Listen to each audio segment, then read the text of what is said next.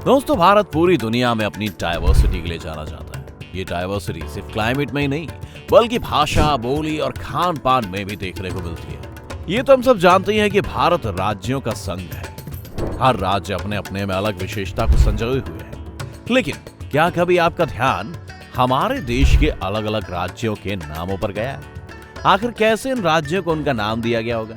आज की इस वीडियो में हम इसी रोचक सवाल का जवाब देने जा रहे हैं, तो हमारे साथ इस वीडियो के अंत तक जरूर बने रहिए, क्योंकि आज की वीडियो काफी इंटरेस्टिंग होने वाली है। जम्मू एंड कश्मीर।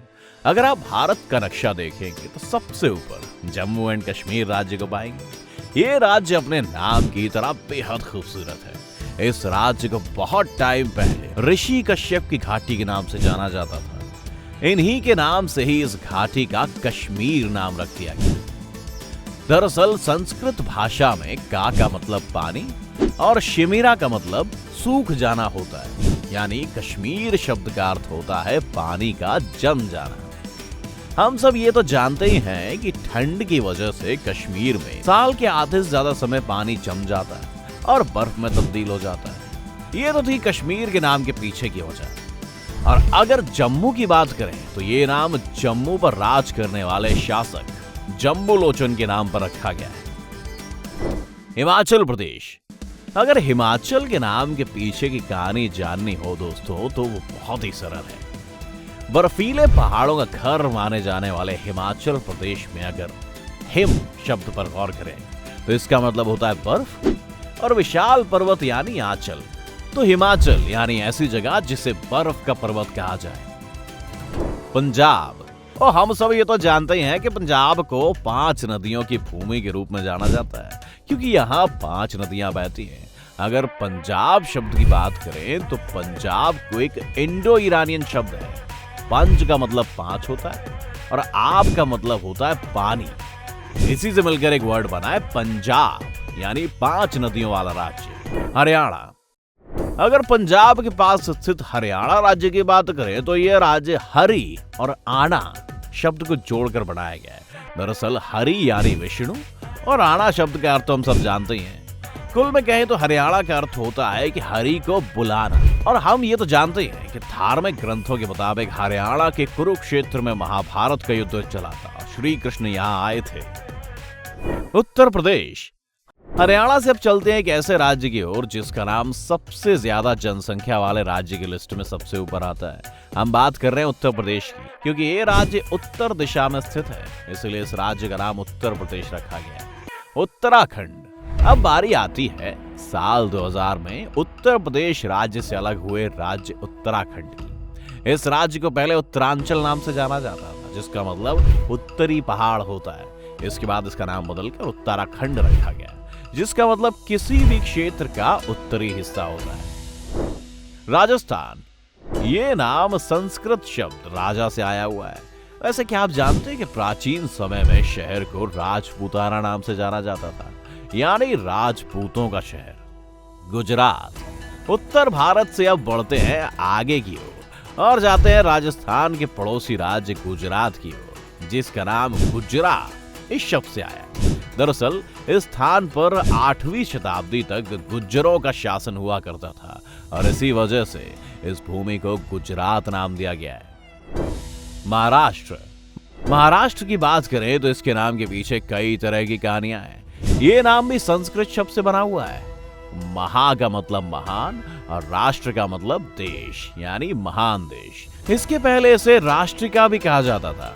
महाराष्ट्र में शब्द राष्ट्र का आविर्भाव राष्ट्रकूट वंश के शासन की वजह से भी माना जाता है। गोवा। आप लोगों में से कई लोग गर्मियों की छुट्टी में गोवा के बीचेस पर घूमने जरूर गए होंगे, लेकिन क्या आपने कभी सोचा है कि आखिर गोवा का नाम गोवा कैसे पड़ा? वैसे इसका जवाब तो आज तक कोई पता नहीं लगा पाया, लेकिन कई लोगों का अनुमान है कि यह संस्कृत शब्द से लिया गया है, क्योंकि संस्कृत में गौ का मतलब गाय होता है। कुछ मान्यताओं के मुताबिक गोवा यूरोप या पुर्तगाल शब्द है। तो ये तो हो गई पश्चिम भारत के राज्यों की बात। आइए अब चलते हैं पूर्वी भारत के 4 राज्यों की तरफ और जानते हैं उनके नामों के पीछे की कहानियां। बिहार। सबसे पहले बात करते हैं भारत के पूर्व में स्थित बिहार की। बिहार शब्द संस्कृत शब्द विहार से बना है। इस शब्द का मतलब होता है कि कोई जगह पर बसेरा डालना। प्राचीन समय में बौद्ध धर्म के लोगों ने इसी जगह पर अपना देश बनाया था। झारखंड। बिहार की तरह ही झारखंड राज्य का नाम भी संस्कृत शब्द से बना हुआ है। झार का मतलब जंगल और खंड का मतलब प्रदेश होता है। वैसे क्या आप जानते हैं झारखंड को एक और नाम से भी जाना जाता है? अगर आप नाम जानते हैं तो कमेंट्स में जरूर बताएं। उड़ीसा। उड़ीसा शब्द भी संस्कृत शब्द ओड्रा विषय यानी ओड्रा देश से आया हुआ है। इसका मतलब होता है ओड्रा लोग जो मध्य भारत में निवास करते हैं। वेस्ट बंगाल। पूर्वी भारत की सूची में सबसे आखिरी नंबर पर जो राज्य है उसका नाम है वेस्ट बंगाल। ये नाम संस्कृत शब्द वांग से लिया गया था, लेकिन समय के साथ इसका नाम भी बदलता रहा। पर्सिस इसे बंगलाह नाम से पुकारने लगे और हिंदी में ये बंगाल बन गया। अब आइए देखते हैं मध्य भारत में स्थित मध्य प्रदेश और छत्तीसगढ़ को उनका नाम कैसे मिला। मध्य प्रदेश। जैसे नाम से ही आप सब समझ गए होंगे कि मध्य का मतलब बीच होता है और रही प्रदेश की बात तो इसका मतलब जगह होता है, और ये भी हम सब जानते हैं। बस इसी वजह से इसका नाम मध्य प्रदेश रखा गया है। छत्तीसगढ़। ऐसा माना जाता है कि छत्तीसगढ़ को पहले दक्षिण कोसला कहा जाता था, लेकिन इस बात में कितनी सच्चाई है इसका सबूत किसी के पास नहीं है। और रही छत्तीसगढ़ के नाम के पीछे की कहानी तो काफी सरल है। इसमें 36 किले मौजूद हैं, इसीलिए इसे आज हम छत्तीसगढ़ के नाम से जानते हैं। मध्य भारत से अब बढ़ते हैं दक्षिण भारत के राज्यों की ओर। आंध्र प्रदेश। आंध्र प्रदेश में आंध्र शब्द एक संस्कृत शब्द है जिसका मतलब दक्षिण होता है। इसी जगह में जनजातियों का भी एक आवास है जिन्हें आंध्रा नाम से जाना जाता है। मौर्य काल का इतिहास आंध्र भृत्य के रूप में जाना जाता था, जिसका मतलब दक्षिण के नौकरशाह है। कर्नाटक। कर्नाटक शब्द का निर्माण करु से हुआ है। इसका मतलब गगनचुंबी होता है। ये दक्कन पठार का क्षेत्र है जो काफी ऊंचा क्षेत्र हुआ करता था। बस इसी के चलते इस जगह को कर्नाटक नाम दिया गया था। केरला। इस नाम के साथ भी एक सांस्कृतिक मत जुड़ा हुआ है।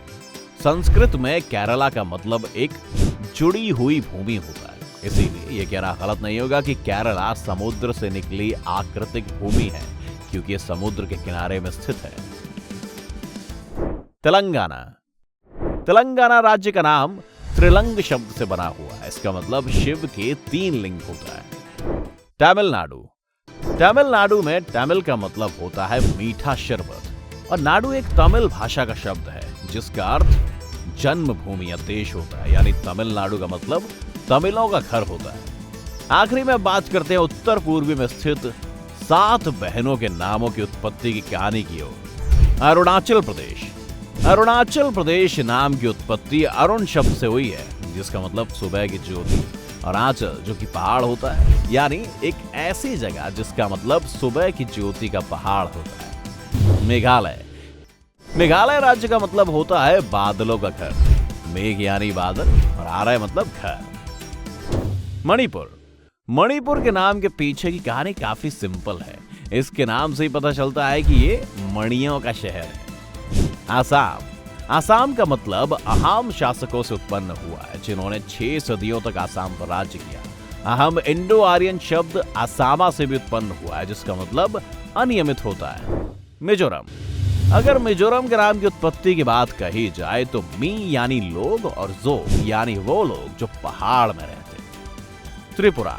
त्रिपुरा राज्य का नाम 2 शब्द से बना हुआ है। ताई का मतलब पानी और पारा जिसका मतलब पास।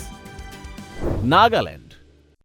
नागालैंड शब्द की उत्पत्ति बर्मा शब्द से हुई है, जिसका मतलब नाका है। नाका का मतलब नागा होता है। नागा यानी ऐसे लोग जिनके कान और नाक में होल्स बने हुए हैं। सिक्किम। आइए अब जानते हैं सिक्किम नाम की उत्पत्ति की कहानी। ये डेंजोंग से आया है। लिंबू मूल के 2 शब्दों से बना हुआ है, जिसमें सू का मतलब नया होता है और किम का अर्थ महल होता है। वैसे क्या आप जानते हैं हिंदुस्तान शब्द के पीछे की कहानी क्या है? अगर आप तो हमें कमेंट करके जरूर बताएं। उम्मीद है दोस्तों आज की वीडियो ने आपको काफी एंटरटेनमेंट किया होगा, और अगर आपको वीडियो पसंद आई तो उसे लाइक करें और ज्यादा से ज्यादा शेयर करें। साथ ही हमारे चैनल द मिस्टिकल एंड को सब्सक्राइब कर नोटिफिकेशन बटन ऑन कर लीजिए, ताकि आप हमारे आने वाली हर वीडियो का लुत्फ उठा सकें। वीडियो को अंत तक देखने के लिए आपका बहुत बहुत शुक्रिया।